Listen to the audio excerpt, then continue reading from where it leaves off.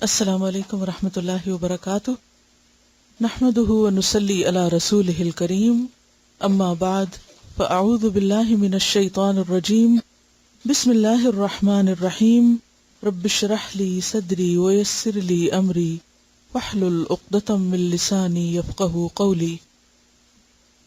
فضل السلام میم پہ پیش ہے، کیا یہ درست ہے؟ سلام کی میم پہ پیش ہے، یہ ٹھیک ہے؟ مضاف الیہ ہے، فضل السلامی، سلام کی فضیلت، اسے مجرور ہونا چاہیے، پرنٹنگ مسٹیک، درست کر لیجیے۔ فضل السلامی، سلام کی فضیلت۔ قال اللہ تعالی وَإِذَا حُيِّيتُم بِتَحِيَّةٍ فَحَيُّوا بِأَحْسَنَ مِنْهَا، النساء 86۔ اللہ تعالیٰ کا ارشاد ہے، وَإِذَا حُيِّيتُم، اور جب تم سلام کیے جاؤ، دعا دیے جاؤ، بِتَحِيَّةٍ، کوئی دعا، فَحَيُّوا، تو دعا دو، بِأَحْسَنَ مِنْهَا، اس سے بہتر کی۔ جب کوئی احترام کے ساتھ تمہیں سلام کرے، زندگی کی دعا دے، تو اس کو اس سے بہتر طریقے سے جواب دو۔ تحیہ کا لفظ حیات سے ہے، اور حیات کہتے ہیں زندگی کو، اور عربوں کے ہاں رواج تھا کہ ایک شخص جب دوسرے کو ملتا تو لمبی عمر کی دعا دیتا، لیکن اسلام میں تحیہ صرف دعائے زندگی نہیں بلکہ دعائے رحمت ہے، سلامتی کی دعا ہے۔ مومن کا خیر خواہ ہوتا ہے، وہ اس کے لیے غائبانہ دعائیں بھی کرتا ہے اور سامنے آ کر بھی۔ سامنے آ کر دعا وہی دے سکتا ہے جو دل سے دوسرے کا خیر خواہ ہو۔ سلام دراصل خیر خواہی کے بیج سے پھوٹتا ہے۔ جب کسی دل میں خیر خواہی کا بیج پڑ جاتا ہے، انسانوں کی ہمدردی اور محبت آ جاتی ہے، تو پھر بہت ہی فطری انداز میں، بہت نیچرل وے میں انسان دوسرے کو دیکھتے ہی رکتا نہیں بلکہ فوراً دعا دیتا ہے۔ تو مومن کا شعار کیا ہوتا ہے؟ سب کا بھلا، سب کی خیر، غائبانہ طور پر بھی اور سامنے بھی۔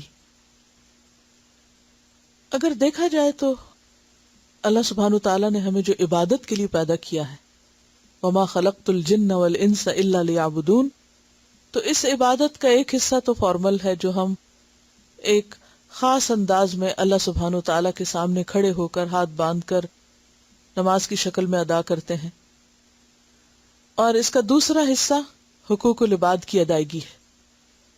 اور آپ دیکھیں گے کہ زندگی کے سارے معاملات میں اور انسانوں کے ساتھ معاملہ کرتے ہوئے صبح سے شام تک ہم بہت ساری دعائیں کہہ جاتے ہیں، بہت ساری دعائیں پڑھ جاتے ہیں، دے جاتے ہیں۔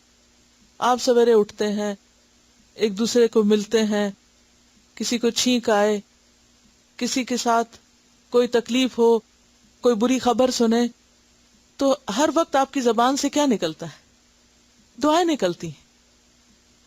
تو دنیا کے معاملات چلاتے ہوئے زبان پر دعاؤں کا آنا کس بات کی علامت ہے؟ کہ آپ کا اپنے رب کے ساتھ ایک مضبوط تعلق ہے اور آپ اپنا فریضہ عبادت ادا کر رہے ہیں۔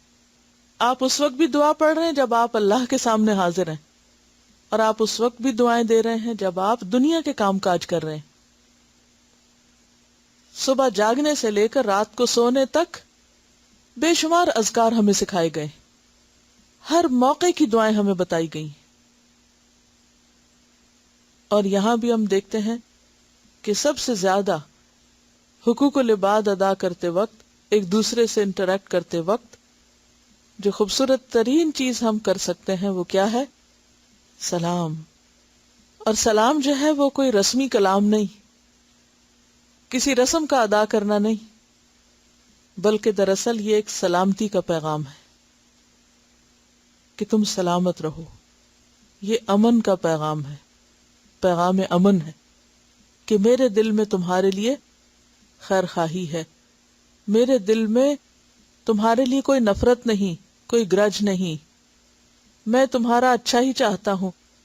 میں کیا چاہتا ہوں؟ سلام کرنے والا دراصل کیا کہہ رہا ہوتا ہے؟ میں کیا چاہتا ہوں کہ تم سلامت رہو. سلامت رہو یعنی تمہیں کوئی تکلیف نہ آئے، تمہارا برا نہ ہو، تمہارا سب اچھا ہی ہو، تم پر اللہ کی طرف سے رحمتیں آئیں، سلامتیاں آئیں، برکتیں ہوں، اور تم ہر تکلیف سے محفوظ رہو. کس قدر خیر خواہی ہے ان الفاظ میں. آج کے دور میں آپ دیکھیے کہ انسان سے خوف کھاتا ہے، اور شیطان کا کام کیا؟ ہر وقت دوسروں سے بدگمان رکھ کے ڈراتا رہتا ہے، فلاں تمہارے خلاف یہ نہ کر جائے، فلاں تم کو یہ نقصان نہ دے دے، یہ معلوم نہیں تمہارے بارے میں کیا کہے گا، وغیرہ وغیرہ. یعنی انسان ایک خوف کا شکار رہتا ہے، جبکہ اسلام پیس کلچر کو پروموٹ کرتا ہے اور ریپیٹڈلی کیا کہلواتا ہے؟ صبح شام بندوں سے ایک دوسرے کو سلام کرو. قرآن مجید میں اللہ سبحانہ وتعالیٰ یا ایھا الذین آمنوا کہہ کے حکم دیتے ہیں. سورۃ النور آیت 27 میں آتا ہے یا ایھا الذین آمنوا لا تدخلوا بیوتا غیر بیوتکم حتی تستأنسوا وتسلموا علی اہلہا.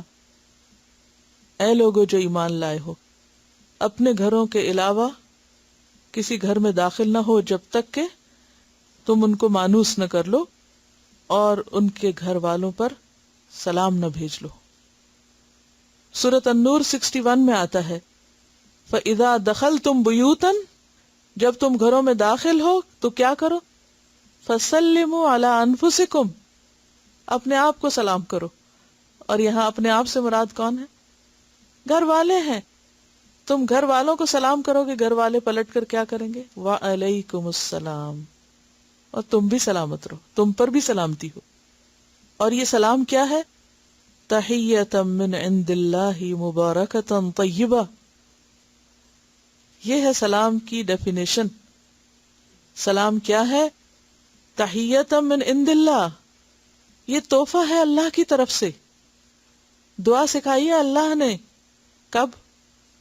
جب آدم علیہ السلام کو اللہ سبحانہ تعالیٰ نے پیدا کیا تو اس وقت انہیں فرشتوں کی ایک جماعت کے پاس بھیجا اور کہا کہ جاؤ اور ان کو سلام کرو. گویا سلام اس وقت سے رائج ہے.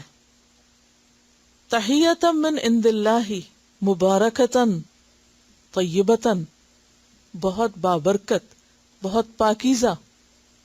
اور نہ صرف یہ کہ آدم علیہ السلام بلکہ تمام پیغمبروں کا یہ شعار رہا ہے.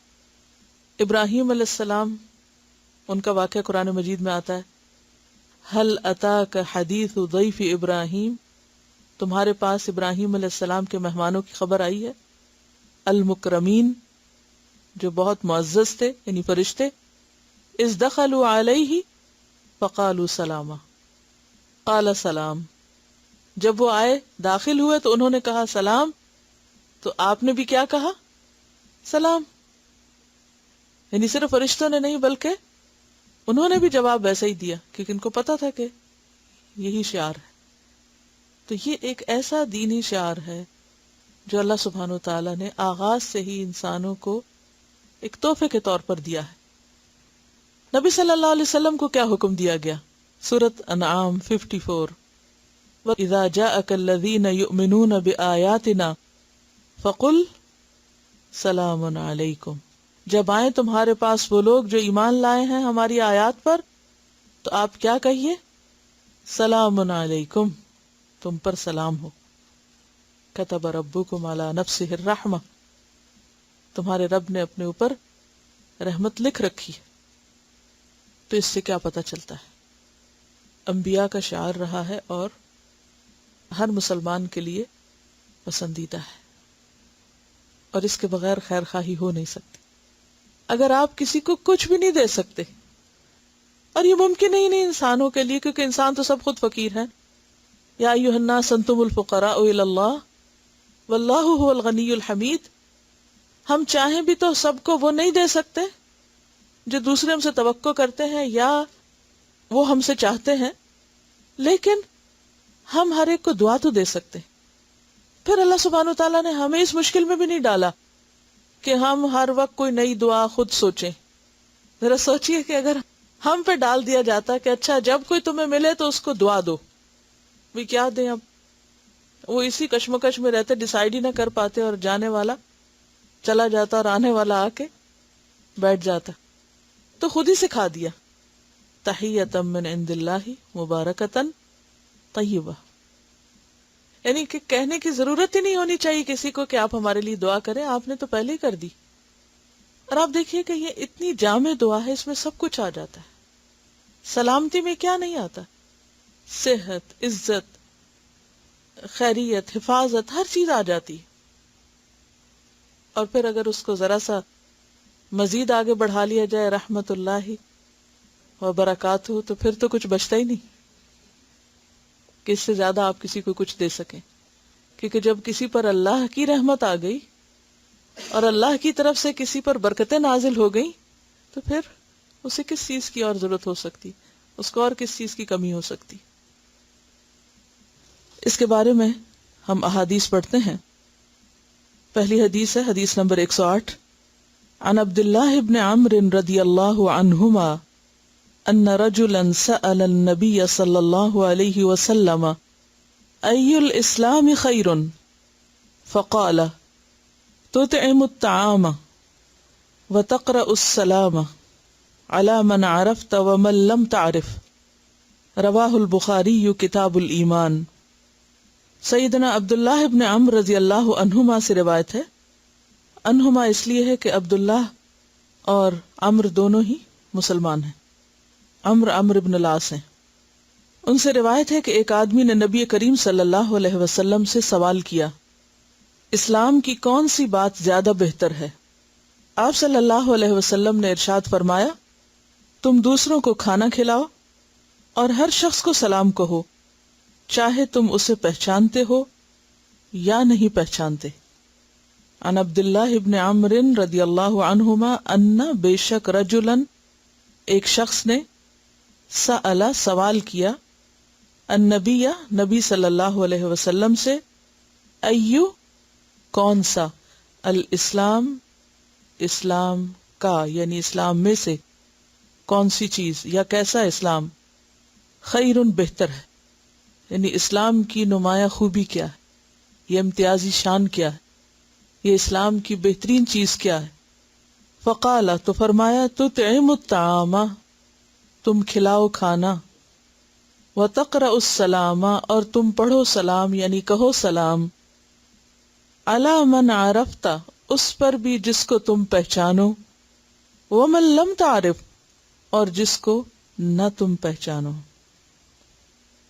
تو اس سے کیا پتہ چلتا ہے کہ سلام سب کے لیے ہے، پیس فار آل. عربی پڑھیے.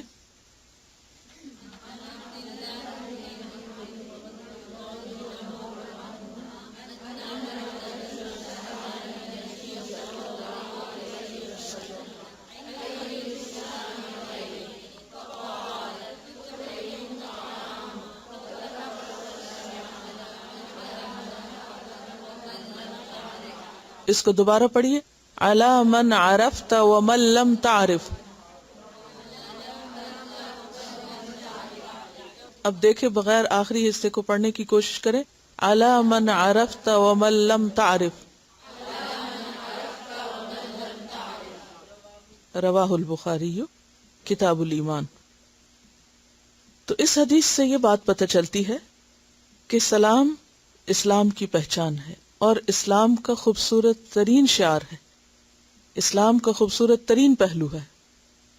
گویا دوسرے لفظوں میں جس شخص کے اندر سلام کرنے کی عادت ہے اس کا دین خوبصورت دین ہے، وہ دین کے ایک بہترین حصے پر عمل کر رہا ہے. اس کے علاوہ یہ بات بھی یہاں پر ایمفیسائز کی گئی یا اس پر بھی توجہ دلائی گئی ہے کہ سلام صرف اپنی جان پہچان کے لوگوں کو نہیں ہونا چاہیے بلکہ ہر ایک کو ہونا چاہیے. بعض اوقات ہم کسی مجلس میں داخل ہوتے ہیں، وہاں ہمارے کوئی رشتہ دار یا دوست یا ایسے شخص ہوتے ہیں جو ہمارے پہلے سے ہی ایکوینٹنس ہوتے ہیں، تو ہم بعض اوقات نام لے کر سلام کرتے ہیں. تو ایسا نہیں کرنا چاہیے. جب کسی مجلس میں داخل ہوں تو مجموعی طور پر اکٹھے سب کو سلام کریں. یعنی سلام تخصیص کا نہیں ہونا چاہیے کہ خاص اس پر سلام اور اس پر سلام، بلکہ السلام علیکم جمع کا صیغہ ہے. حتیٰ کہ جب اکیلے کسی شخص کو بھی آپ سلام کرتے ہیں تو اس وقت بھی السلام علیکم ہی کہتے ہیں. تو اس سے کیا پتہ چلتا ہے کہ سب کے لیے سلام ہو. اور پھر دوسری چیز تطعم الطعام، کھانا کھلانا. یہ بھی دین کا ایک خوبصورت پہلو ہے. تو اس سے پتہ یہ چلتا ہے کہ اللہ تعالیٰ کے حقوق کے علاوہ بندوں کے حقوق میں جو چیز خوبصورتی لاتی ہے، تعلقات کو بہتر بناتی ہے، آپس میں ایک دوسرے کے قریب کرتی ہے، وہ کیا ہے کہ جب کسی سے ملاقات ہو تو سلام کیا جائے، اور پھر اس کے علاوہ کھانا کھلایا جائے. کھانا کھلانے سے مراد ضروری نہیں کہ کوئی بڑی دعوت ہی ہو، کوئی بھی چیز جو کسی کی استطاعت میں ہو.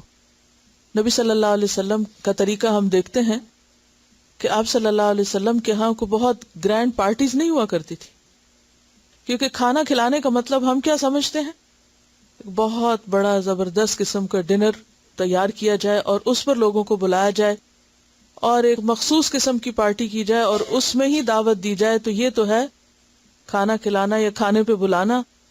اور اس سے کم اگر کسی کو کچھ آفر کیا گیا تو وہ شاید کھانا کھلانا نہیں. اور اس کا نقصان کیا ہوتا ہے کہ ہم اس انتظار میں رہتے ہیں اچھا کبھی کوئی فرصت کے لمحے آئیں اور پھر ہمیں موقع ملے اور ہم پھر نماز روزہ سب بھول کے دنیا کے اور کام باقی سارے فرائض سے غافل ہو کے پھر ہم کھانے کی دعوت کریں اور اس کو اپنے لیے ایک مصیبت بنا لیتے ہیں. نمازوں میں تاخیر، بچے اگنور اور ضروری فرائض سے غفلت. کیا ہو رہا ہے؟ کھانا پک رہا ہے، دعوت ہے، کھانے پہ بلایا گیا ہے. اور بعض اوقات کیا ہوتا ہے ایسا کھانا وہ اصل مقصد پورا کرنے کی بجائے کیا بن جاتا ہے، نمائش کے علاوہ باعث اذیت. نہ پکانے والے خوش ہو کے پکاتے نہ پھر وہ خوشی سے کھلایا جاتا ہے جب وہ خوشی سے کھلایا نہیں جاتا، اور بیچ بیچ میں اپنی تھکاوٹ اور مصروفیت اور اس طرح کی باتوں کے ہنٹ دیے جاتے ہیں تو کھانے والے بھی خوش ہو کے نہیں کھا سکتے. اور جب ایسی دعوتیں ختم ہوتی ہیں تو بعض اوقات محبت کا ذریعہ بننے کی بجائے الٹا دوری کا ذریعہ بن جاتی ہیں. اس کا یہ مطلب نہیں کہ ایسی دعوت کرنی نہیں چاہیے، جب توفیق ہو کر لیں، کوئی موقع ہو کر لیں. لیکن تطعم الطعام میں کسی کو آدھی کھجور پیش کرنا بھی ہے. طعام کا لفظ صرف کھانے کے لیے نہیں، پینے کے لیے بھی آتا ہے. دلیل آب زمزم کے بارے میں جو حدیث آتی ہے کہ طعام طعم، آب زمزم کیا ہے؟ وہ بھی کھانا ہے. گویا اگر آپ مثلاً حرم میں ہیں، خود زمزم پینے لگے ہیں، خود پیا ایک گلاس بھر کے کسی اور کو بھی آفر کر دیا، کتنی دیر لگے گی؟ کچھ دیر نہیں. اب آپ کسی بھی شخص کو اپنے ساتھ آفر کر سکتے ہیں. کچھ خود کھانے لگے، جو کوئی ساتھ بیٹھا اس کو بھی آفر کر دیں، یہ بھی اسی میں آ جائے گا. تطعم الطعام. گھر سے اپنے لیے لنچ پیک کر رہے ہیں، کسی اور کے لیے بھی ساتھ رکھ لیں. کچھ اس نیت سے رکھ لیں کہ یہ میں بھی کھاؤں گی اور فلاں کو بھی دوں گی، یا جو بھی مل گیا اس کو کھلاؤں گی. عام طور پر شیطان دلوں میں کیا ڈالتا ہے؟ الشیطان یعدکم الفقر، محتاجی کا احساس ڈالتا ہے کہ پھر تم خود کیا کھاؤ گے. اتفاق کی بات ہے کہ ویکنڈ پہ کچھ اسی طرح کی گفتگو ہو رہی تھی تو میں اپنے بیٹے کو کہہ رہی تھی کہ دیکھو تم جو بھی لے جاتے تو دوسروں کو آفر کیا کرو. تو کہتے پھر میں کیا کھاؤں؟ میں نے کہا کہ حدیث میں آتا ہے کہ ایک شخص کا کھانا دو کے لیے کافی ہوتا ہے، لیکن عام طور پہ بچوں کے دل چھوٹے ہوتے ہیں نا، تو ان کو کیا ہوتا ہے کہ نہیں. پھر کہنے لگا کہ ایک بچہ وہ کھانا لے کر ہی نہیں آتا اور وہ ہر وقت دوسروں سے مانگتا ہے. تو میں نے کہا ہو سکتا ہے کہ اس کی امی نہ ہو گھر پہ، یا اس کو کوئی دینے والا نہ ہو، یا ہو سکتا ہے اس کے پیرنٹس افورڈ نہیں کر سکتے ہوں، تو تم لوگ مل کے اس کو بھی ساتھ کھلایا کرو. نہیں لیکن اس کے کپڑے تو بہت اچھے ہوتے ہیں. میں نے کہا اس سے کوئی فرق نہیں پڑتا کسی کے کپڑے اچھے ہیں یا نہیں ہیں. اگر کوئی ضرورت مند ہے خواہ اچھے کپڑوں میں ہے اس کو بھی پیش کرو. تو بات یہ ہے کہ یہ ایک پورا کلچر ہے, ایک خود غرضی کا کلچر ہے جو انڈیویجولزم کی طرف لے جاتا ہے کہ جو کچھ ہے بس میرا ہے, مجھے اس سے کوئی غرض نہیں کہ کوئی بھوکا ہے یا پیاسا ہے, کوئی کھا رہا ہے یا نہیں کھا رہا, ہر ایک اپنا اپنا دیکھے, اپنے آپ کو دیکھے. ہمارے یہاں ایکسٹریمز ہیں, یا ہم دعوت کریں گے جس میں ایکسٹرا پکا کے ضائع کریں گے, یا زیادہ کھلا کے بیمار کریں گے, یا پھر کسی کو چھوٹی سی معمولی ضرورت کی چیز بھی آفر نہیں کریں گے, خواہ اس کی شکل سے نظر آ رہا ہو کہ بھوکا اور پیاسا ہے اور ہمارا ضمیر کہہ رہا ہو کہ اس کو ضرورت ہے, صرف یہ سوچ کے کہ پھر ہم خود کیا کھائیں گے. تو دین کیا ہے؟ اس میں سہولت ہے, آسانی ہے. اس کا یہ مطلب نہیں کہ آپ اگر کچھ لائیں تو پوری کلاس میں جب تک گھوم نہ چکے تو نہیں کھائیں. ٹھیک ہے آپ کھا رہے ہیں, ساتھ جو بھی بیٹھا اس کو بھی آپ کہیں کہ آپ بھی کھا لیں, اور اس میں جھوٹا تکلف نہیں ہونا چاہیے. اگر آپ کا جی چاہ رہے تو آپ بھی کچھ اٹھا لیں, اور اگر نہیں چاہ رہا تو جزاک اللہ کہہ دیں. تو ہمیں نیچرل ہونا چاہیے, سہولت پیدا کرنی چاہیے. مقصود یہاں اس حدیث کا کیا ہے کہ آپس کے تعلقات اچھے ہوں, اور وہ چیزیں جو باہم محبت بڑھائیں ان کو فروغ دیا جائے, اور ہر شخص اپنی حیثیت, اپنی سہولت اور اپنی طاقت کے مطابق جو بھی کر سکتا ہے, جتنا بھی کر سکتا ہے, زیادہ کر سکتے ہیں تو زیادہ, تھوڑا کر سکتے ہیں تو تھوڑا, لیکن میک شور کہ کچھ نہ کچھ آپ کی طرف سے دوسرے تک ضرور پہنچے. اس حدیث کے الفاظ میں جو لفظ آ رہے ہیں نا, جس کو تم پہچانتے ہو جس کو تم نہیں پہچانتے, تو عام طور پر ہم اس کو پھر مسلمانوں کے ایک سرکل میں لے لیتے ہیں. ٹھیک ہے کہ خاص طور پر جو مسلمانوں کا باہم شعار ہے السلام علیکم کہنا, وہ مسلمانوں ہی کے لیے ہوگا, لیکن جو دوسرے لوگوں سے ہم ملتے ہیں تو کسی کو گڈ مارننگ کہہ دینا یا ہیلو کہہ دینا یا کوئی بھی اچھا کلمہ کسی کو کہہ دینا, وہ بھی اسی میں شامل ہے. یعنی بعض اوقات آپ ایسی سوسائٹی میں رہتے ہیں, ایسی جگہ پر رہتے ہیں کہ جہاں سب لوگ سلام کو پہچانتے بھی نہیں, اور چونکہ یہ ایک اسلامی شعار ہے ان کے لیے نہیں, لہذا اس کا آلٹرنیٹ کوئی اور کلمہ ہو سکتا ہے کہ جس سے آپ دوسرے کو گریٹ کر سکیں, کیونکہ مومن جو ہے وہ سب کے لیے خیر خواہ ہوتا ہے. اور اسی سے یعنی اس کلچر سے پھر آگے کیا ڈیولپ ہوتا ہے, اگر آپ نے کسی کو گڈ مارننگ کہہ دیا یا کچھ اور اچھا لفظ بول دیا تو پھر ایک اجنبیت اور ایک خوف دور ہوتا ہے نا. سوسائٹی میں ایک انٹریکشن جب ہوتا ہے تو پھر اس کا نتیجہ کیا ہوتا ہے کہ آپ آگے بڑھ کر ان کی صرف دنیا نہیں آخرت کی بھلائی بھی کر سکتے ہیں. السلام علیکم ورحمۃ اللہ وبرکاتہ. میں اپنی بیٹی کو اسکول چھوڑنے جایا کرتی تھی تو راستے میں ایک عورت مجھے ملتی تھی, دور سے بس نظر آتی تھی, تو وہ آ رہی ہوتی تھی, میں جا رہی ہوتی تھی, تو میں سر ہلا کے ایسے ہیلو ہائی کر دیتی تھی. تو کافی دن ایسے ہی چلتا رہا. تو پھر ایک دن بارش تھی تو وہ گاڑی میں جانے لگی, تو مجھے بھی اس نے کہا کہ آؤ میرے ساتھ بیٹھ جاؤ. میں بیٹھ گئی تو بڑی ایسے مجھے دیکھ کے تو کہتی ہے میرے پیرنٹس بھی مسلم ہیں. تو میں نے کہا تم کون ہو؟ کہتی آئی ڈونٹ نو. میں پریشان ہو گئی, میں نے کہا نام کیا ہے؟ نام پوچھا تو اس کا نام فریسہ تھا. 2 اس کے بچے تھے, ایک کا نام امین لڑکے کا اور بیٹی کا نام رئیسہ تھا. تو اس نے بتایا کہ میں پہلے مسجدوں میں بھی جاتی رہی ہوں بچوں کو لے کے, تو وہاں بچے کھیلتے تھے, ان کو ڈانٹ پڑتی تھی, پھر میں نے جانا چھوڑ دیا. پھر اسکول بہت مہنگے, میں افورڈ نہیں کر سکتی, میرا شوہر ہندو ہے, وہ منع تو نہیں کرتا لیکن میں افورڈ نہیں کر سکتی اتنے مہنگے اسکول. میں نے کہا تو میرے پاس بھیجو بچوں کو قرآن پاک پڑھانے. پھر وہ آنے لگے میرے پاس, میں نے کہا تم بھی آیا کرو. پھر وہ آئی اور اسکارف باندھ کے اور حجاب کہیں سے لے کے وہ پہن میرے پاس آتی تھی. تو پھر میں نے اس کے الفبا بھی شروع کروا دیا نورانی قاعدے سے, وہ بھی اس نے ماشاءاللہ یاد کرنا شروع کر دیا. پھر اس نے نماز پوری یاد کر لی. پھر میرے ساتھ اس نے نماز پڑھنی بھی سیکھی. اتنا اس میں تڑپ تھی, پھر اتنا روتی تھی. پھر آ کے اس کا شوہر ہندو تھا, کہتی کہ گھر تو میرا ناپاک ہے. پھر کہتی تھی میں آب زمزم کہیں سے لائی ہوں, اس سے میں موپ مارتی ہوں پورے گھر میں. اب وہ کہہ رہی تھی کہ میں تو اب کرسچن ہونے والی تھی, میرے گھر میں وہ آ رہے ہیں کیونکہ میں چاہتی تھی کہ میں کچھ کروں, تو اب تو میں کرسچن ہونے جا رہی تھی. تھوڑی سی صرف یہ کہ ہیلو ہائی کرنے سے پھر 3 سال تک وہ میرے پاس آتی رہی, پھر کہیں اور موو کر گئے. عام طور پر ایسے ہوتا ہے کہ یا ہم لوگوں سے ڈرے ہوئے ہوتے ہیں, یہ لوگ ہم سے ڈرے ہوئے ہوتے ہیں, وہ ادھر نظریں بچا کے نکل جاتے ہیں, ادھر نظریں بچا کے نکل جاتے ہیں, یا یہ کہ صرف تھوڑی سی سستی اور بس ٹھیک ہے کوئی ضروری نہیں. تھوڑی سی کوشش کہاں سے کہاں پہنچا سکتی. قیامت کی نشانیوں میں سے ہے کہ لوگ صرف اس کو سلام کریں گے جس کو وہ جانتے ہوں گے. فرشتوں کو حیرت ہوتی ہے اس بات پر کہ کوئی مسلمان دوسرے کے پاس سے گزرے اور اس کو وہ سلام نہ کرے. عید کے لیے ہم نے شروع کیا تھا کہ ہم لوگوں کو پیکیجز دیں تاکہ ان کو بھی پتہ چلے کہ مسلمز ہیں اور ان کا یہ فیسٹیول ہے اور یہ سب. تو اس وقت میں نے تھوڑے سے ڈسٹریبیوٹ کیے تھے. تو اس میں سے ایک گھر میں جب میں گئی تو وہ آدمی نکلا اور اس کو میں نے کہا کہ یہ ایسے ہے اور پیکیج. تو اس نے بڑی خوشی سے لے لیا. کہنے لگا کہ میں تو افغانستان میں رہا ہوں اور مجھے تھوڑی بہت پشتو بھی آتی ہے. تو اس کو بہت کچھ پتا تھا. تو پھر کہہ رہا تھا کہ تم بھی اسی طرح نماز پڑھتے ہو اور اس طرح سے اس نے مجھ سے بہت کچھ پوچھا. تو مجھے بہت اچھا لگا کہ جیسے وہ کسی کا انتظار ہی کر رہا تھا کہ اس کو کوئی دے. اور بہت خوش ہوا, قرآن پاک کو الٹ پلٹ کے دیکھ رہا تھا کہ میں اس کو پڑھوں گا. تو بڑا پازیٹیو رسپانس تھا لوگوں کو گریٹ کرنے کا اور ان سے ملنے کا. اگلی حدیث عن ابی ہریرہ قال قال رسول اللہ صلی اللہ علیہ وسلم لا تدخلون الجنة حتى تؤمنوا ولا تؤمنوا حتى تحابوا اولا ادلکم على شیء اذا فعلتموه تحاببتم افشوا السلام بینکم. رواہ مسلم کتاب الایمان.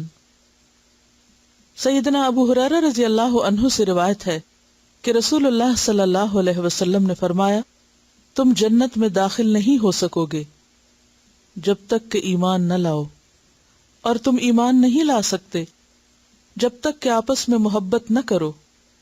کیا میں تم کو ایسی بات نہ بتاؤں کہ جب تم اس پر عمل کر لو تو تمہارے درمیان محبت پیدا ہو, آپس میں سلام کو عام کرو.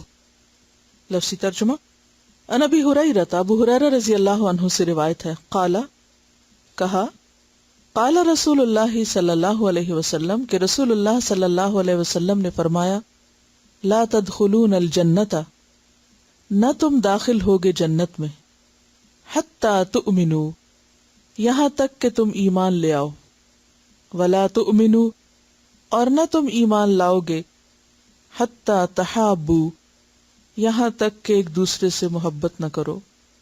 اولا ادلکم کیا میں نہ رہنمائی کروں تمہاری, کیا میں نہ بتاؤں تم کو علی شیء ایک چیز کے بارے میں اذا فعلتموہ جب تم کرنے لگو گے اس کو تحاببتم تو تم آپس میں محبت کرو گے.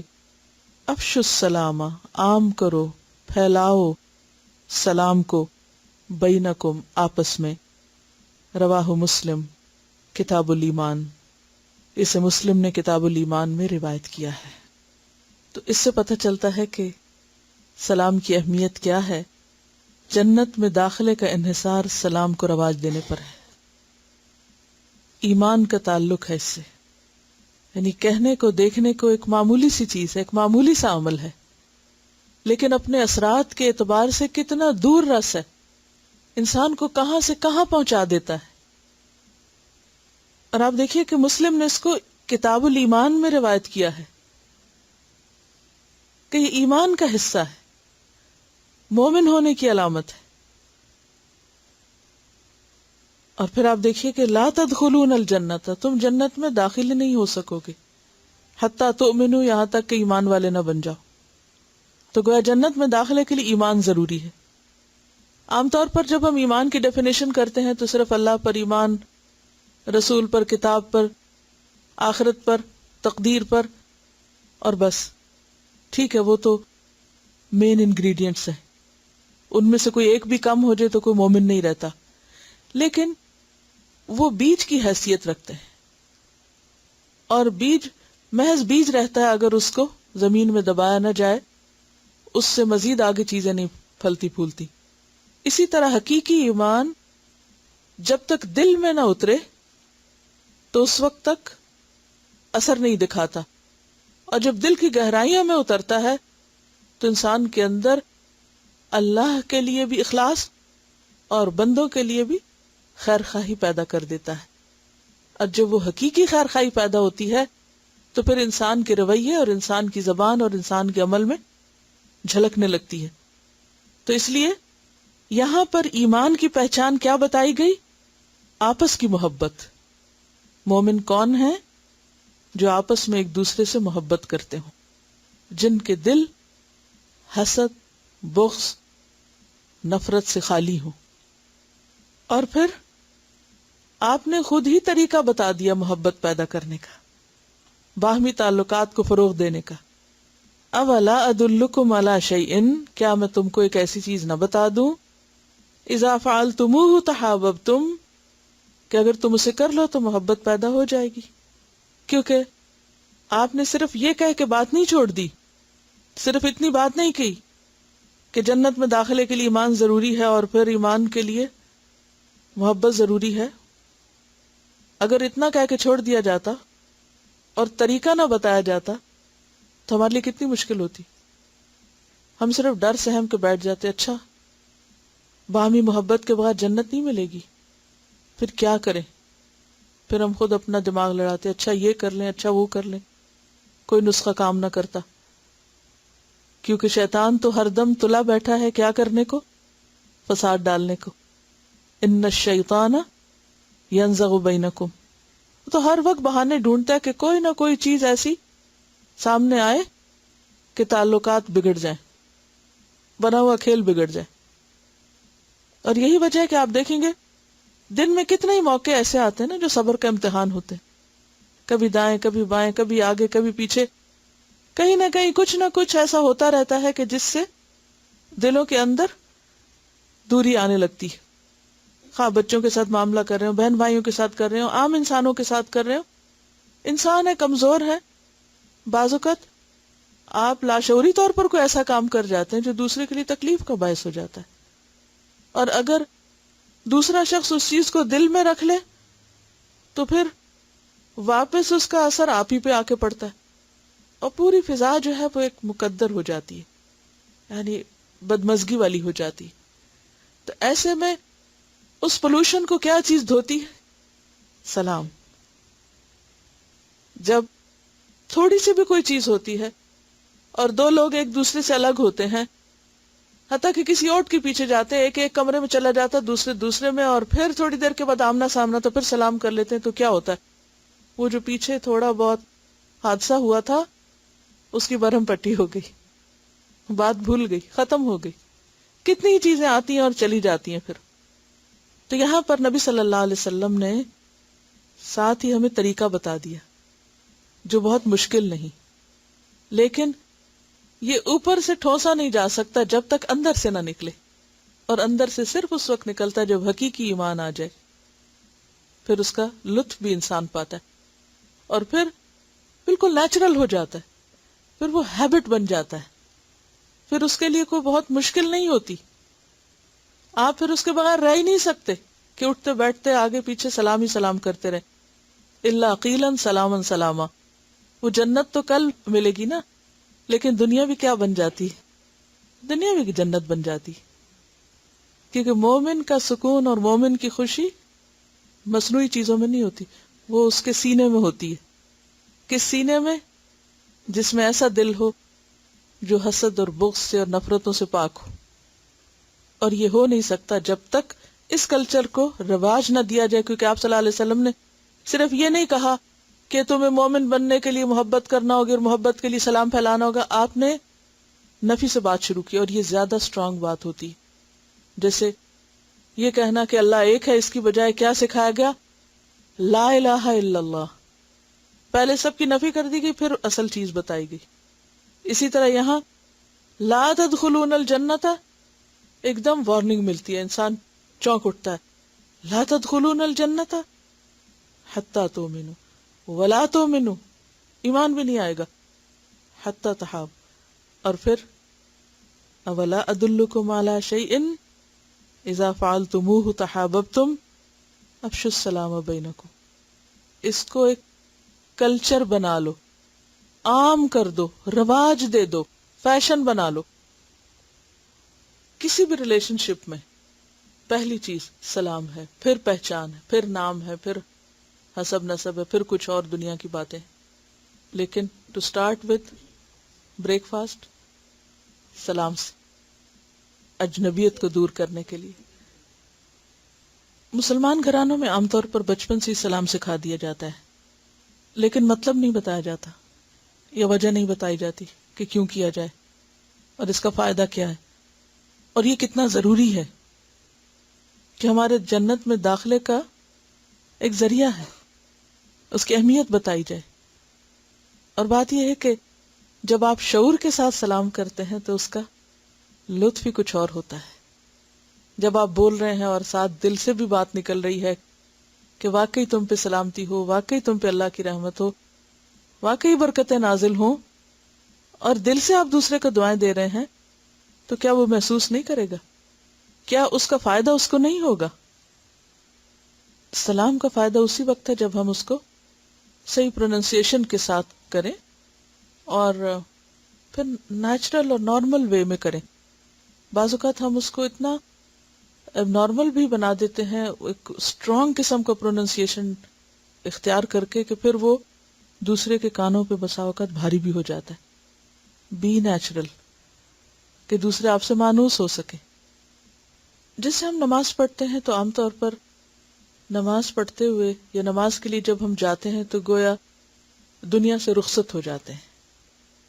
اللہ سے ملاقات جب ہی ہوگی نا دنیا سے رخصت ہو کے، تو اس کا تجربہ ہم نماز میں کرتے ہیں. جب آپ نے نماز کے لیے اللہ اکبر کہہ دیا تو گویا سب سے کٹی کر لی، سب سے بے نیاز ہو گئے، سب سے بے تعلق ہو گئے، سب سے الگ ہو گئے. اور جب آپ نے پوری نماز ادا کر لی تو پھر آپ متوجہ ہوتے ہیں اور پھر آغاز کس سے کرتے ہیں؟ السلام علیکم، دائیں طرف بھی، اور السلام علیکم بائیں طرف بھی، یعنی پورا سلام. اور اس میں انسان اور فرشتے اور ساری مخلوق آ جاتی ہے، سب پر اللہ کی رحمت ہو. کہنے کو تو ایک دعا ہے لیکن اس میں اجر بھی ساتھ شامل ہے. اگلی حدیث ہے عن ابی امامۃ قال قال رسول اللہ صلی اللہ علیہ وسلم ان اولى الناس باللہ تعالی من بدأهم بالسلام. رواہ ابی داود کتاب الادب.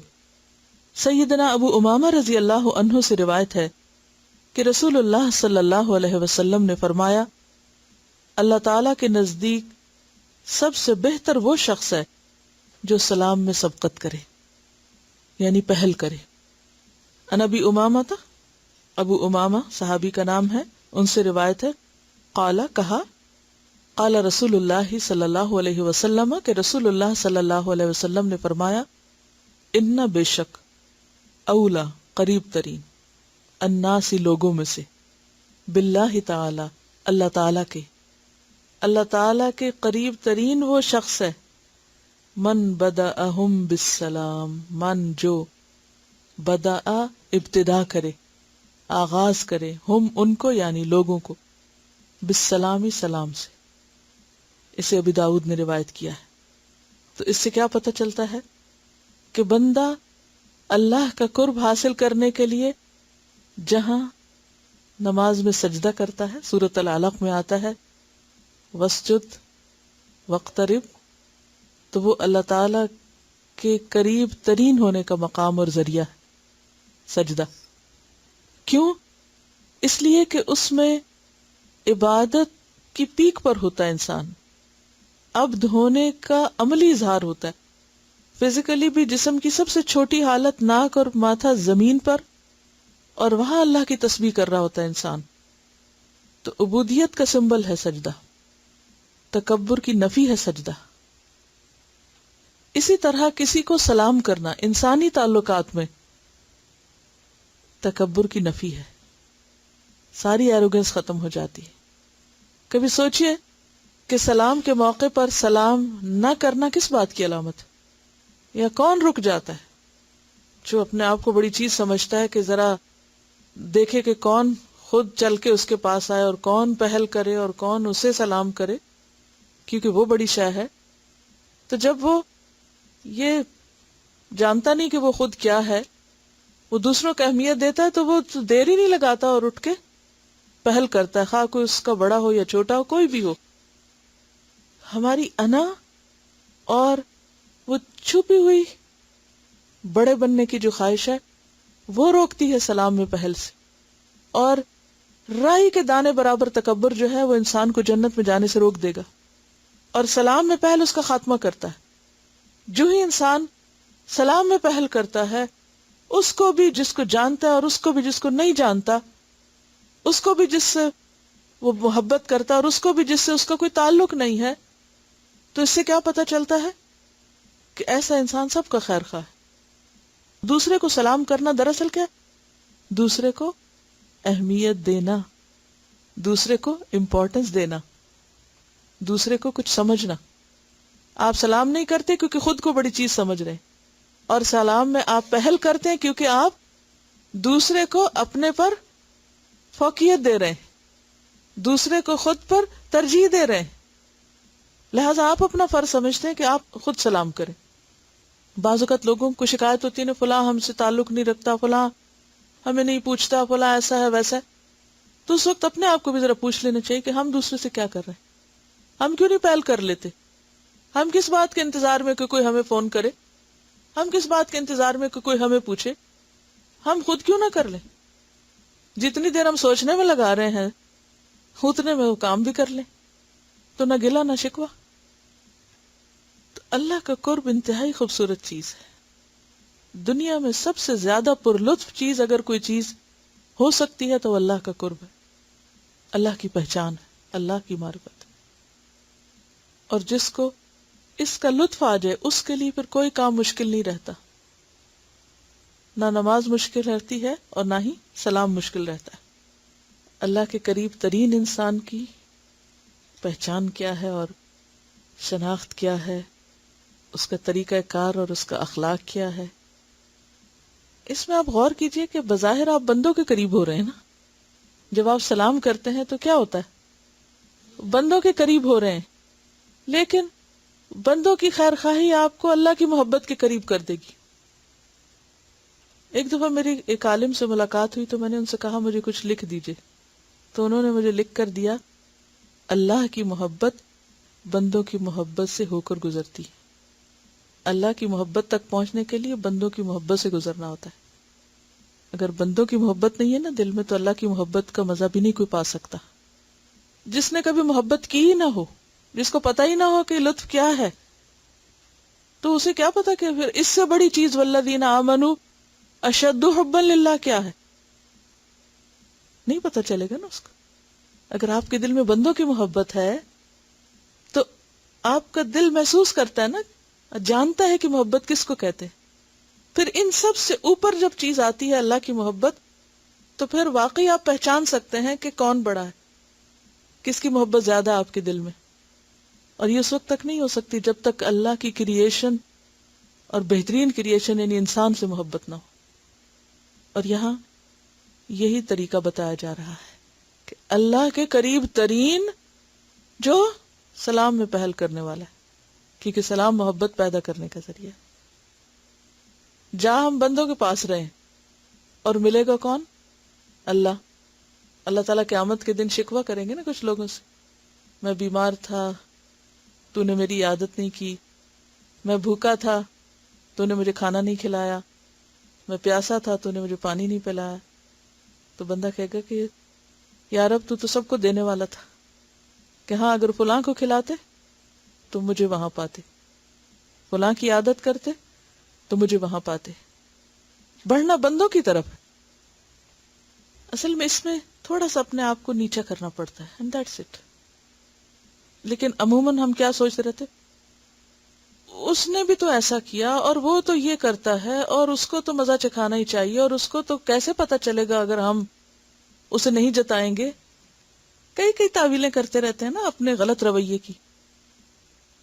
اب یہاں کچھ قاعدہ بھی بتایا جا رہا ہے کہ کون کس کو سلام کرے۔ ویسے تو ہر ایک کے لیے دروازہ کھلا ہے جو بھی نیکی میں پہل کر لے، کیونکہ پہل کرنے والے کے لیے زیادہ اجر ہے، لیکن ایک قاعدے اور طریقے کی بات بھی بتائی جا رہی ہے۔ عن ابی ہریرہ قال قال رسول اللہ صلی اللہ علیہ وسلم یسلم الصغیر علی الکبیر والمار علی القاعد والقلیل علی الکثیر، رواہ البخاری کتاب الاستئذان۔ سیدنا ابو ہریرہ رضی اللہ عنہ سے روایت ہے، رسول اللہ صلی اللہ علیہ وسلم نے فرمایا چھوٹا بڑے کو اور چلنے والا بیٹھے ہوئے کو سلام کرے اور تھوڑے لوگ زیادہ لوگوں کو سلام کریں. لفظی ترجمہ ان ابی ہریرہ قال ابو ہریرہ رضی اللہ عنہ نے کہا قال رسول اللہ صلی اللہ علیہ وسلم رسول اللہ صلی اللہ علیہ وسلم نے فرمایا یسلم سلام کرتا ہے یا کرے الصغیر چھوٹا علی الکبیر بڑے پر، یعنی سلامتی بھیجے چھوٹا بڑے پر. والمار اور چلنے والا، مر یمر مرور سے، علی القاعد بیٹھے ہوئے پر، والقلیل اور کم علی الکثیر زیادہ پر. اس میں آپ دیکھیے کہ پچھلی حدیث میں تو سب کے لیے کیا حکم ہے کہ پہل کرنے والے بنو، لیکن اگر کہیں چوائس ہو یا کہیں ایک فارمل طریقے سے کچھ کرنا ہو تو اس صورت میں چھوٹا بڑے کو کرے. اور اس میں خاص طور پر بچوں کو جب ہم سلام سکھاتے ہیں نا تو یہ کہتے ہیں کہ دادی آئی ہیں، اٹھو اور ملو اور تم سلام کرو، وہ فلاں بڑا ہے اس کو تم سلام کرو، اور اس طرح یہ سکھانا چاہیے.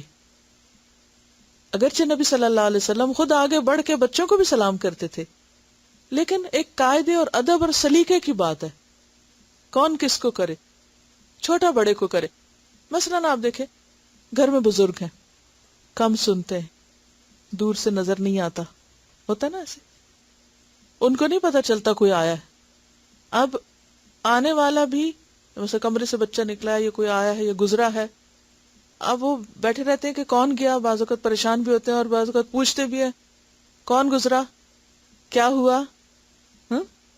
تو اس میں اگر گزرنے والا خود ہی سلام کر دے، چلنے والا بیٹھے ہوئے کو سلام کر دے، تو پھر مسئلہ حل ہو جائے گا نا. کیونکہ المار علی القاعد، بعض اوقات کوئی شخص دوسری طرف منہ کر کے بیٹھا ہوا، آپ پیچھے سے آ رہے ہیں، وہ بیٹھا ہوا ہے، آپ آ رہے، آپ داخل ہوئے اس پر، اس کو نہیں خبر، سلام کر کے داخل ہو.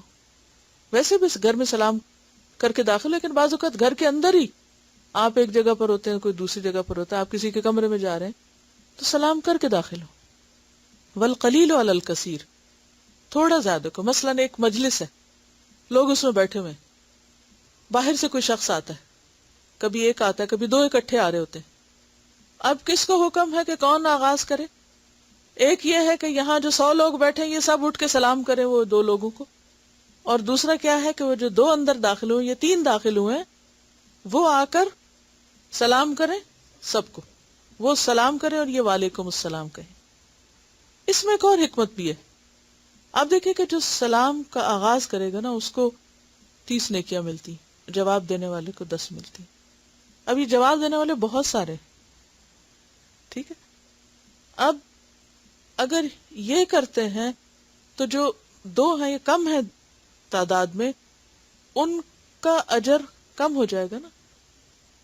اب وہاں جو آنے والا ہے وہ کر کے زیادہ اجر سمیٹ لیں گے، اور ادھر سے یہ سب کرنے والے مل کے، یعنی ایک طرح سے برابر تو نہیں معاملہ لیکن پھر بھی یہ ترتیب زیادہ بہتر ہے. اور اس میں سہولت بھی ہے، سہولت کا پہلو بھی ہے نا، کیونکہ عموماً جو شخص بیٹھا ہوتا ہے وہ کسی کام میں ہوتا ہے، بعض اوقات کوئی چیز بنا رہا ہے، کچھ پکا رہا ہے، یا کوئی کام کر رہا ہے، اور ایک گزرا ہے پاس سے، وہ ہو سکتا ہے اپنی کسی ضرورت کے لیے گزرا ہو لیکن گزر رہا ہے نا، تو وہ جب اس کو کر دیتا ہے تو وہ کام چھوڑتا بھی نہیں، وہ اپنے کام میں بھی لگا ہوا ہے اور کان سے سن کے جواب بھی دے دیتا ہے. تو اس طرح کوئی کسی کو مس نہیں کرتا.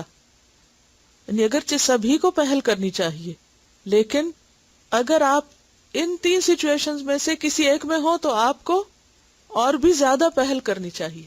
پھر آپ کے ذمہ آتا ہے کہ آپ آغاز کریں. بعض اوقات دوسرا سنتا نہیں ہے، اس کو یا تو کانوں میں سننے کا کوئی مسئلہ ہوتا ہے، یا بعض اوقات وہ کسی ایسے خیال میں گم ہوتا ہے. بعض اوقات آپ نے دیکھا ہوگا کہ بچے ایسے خیال میں گم ہوتے ہیں کہ آپ ان سے ایک بات کرتے ہیں، وہ ان کو نہیں سمجھ آتی آپ نے کیا کہا، آپ دوسری دفعہ کرتے ہیں اچھا ہم کچھ سوچ رہے تھے. تو اس میں حکم کیا ہے؟ 1 دفعہ نہیں، 2 دفعہ نہیں، 3 دفعہ تک. بعض اوقات آپ اتنی جلدی میں ہوتے ہیں کہ بس آپ فوراً گاڑی چلا کے جا رہے ہیں تو آپ کھڑکی سے منہ نکال کے سلام کر کے چلے جاتے ہیں، اگر اس میں آپ نے لمبا شروع کر دیا تو وہ آدھا بھی کوئی نہیں سنے گا. اللہ نے انسان کو دماغ جیسی ایک ایسی چیز دی ہے جس کو زیادہ سے زیادہ استعمال کرنے کی ضرورت ہے. ہم اس کو استعمال نہیں کرتے. جیسی سچویشن ہو ویسے ہی، ٹھیک ہے. میرا یہ فرض بنتا ہے کہ میں آپ سب کو انڈیپینڈنٹ کروں. یعنی ایک استاد وہ ہوتا ہے کہ جو چاہتا ہے کہ لوگ اسی پہ ڈیپینڈنٹ رہیں، بس وہ انڈسپینسیبل ہے، اور ایک وہ جو چاہتا ہے کہ اپنی عقل بھی استعمال کریں اور اصول اور قاعدے سیکھ کر عمل کی دنیا میں کامن سینس. جواب دینا بہت ضروری ہے. مسلمان کے مسلمان پر 6 حق ہیں. یہ حق ہے، اور اس میں سے ایک کیا ہے؟ سلام کا جواب. فقہی اصطلاح میں فرض سنت کی تو بات نہیں ہے، لیکن یہ کہ حق ہے نا، حق کہیں گے اس کا، کہ دوسرے پہ حق کا لازم ہے. السلام علیکم کا جواب وعلیکم السلام میں ہے. سلام کا جواب سلام میں نہیں ہے. یعنی السلام کا جواب السلام نہیں، بلکہ السلام کا جواب وعلیکم السلام. سلام کرنے والا کہ السلام علیکم، اور دوسرا کیا کہتا ہے؟ وعلیکم السلام. یعنی جہاں سے آغاز ہوا وہیں اختتام ہوا. اس پر جو کسیٹ ہے نا السلام علیکم، اس میں یہ تمام چیزیں بہت ترتیب سے بتائی گئی. اوکے، جزاکم اللہ خیرا. سبحانک اللہم و بحمدک، نشہد ان لا الہ الا انت، نستغفرک و نتوب الیک. السلام علیکم و رحمۃ اللہ وبرکاتہ.